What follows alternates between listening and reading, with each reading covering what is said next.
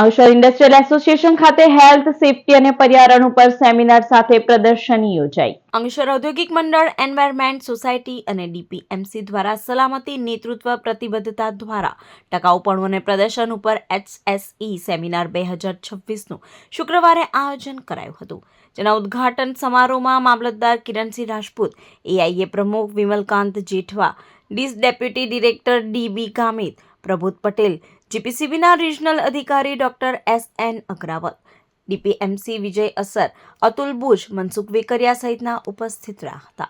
મુખ્ય વક્તા દીપક નાઇટ્રેટના general manager doctor મધુર સક્સેનાએ આરોગ્ય, સલામતી અને ટકાઉપણા વિશે વિસ્તૃત જાણકારી આપી હતી।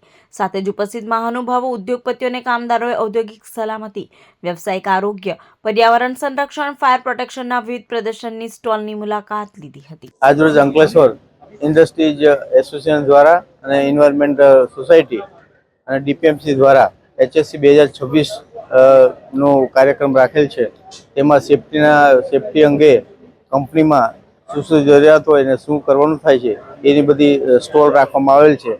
તેનું આજે ઇનોગ્રેશન થયું છે। તેનું આપના માધ્યમથી જણાવું છું કે એનો મહત્તમ લાભ કંપનીના ઉદ્યોગપતિઓ અને કામદારો લે એવી મારી નમ્ર વિનંતી છે।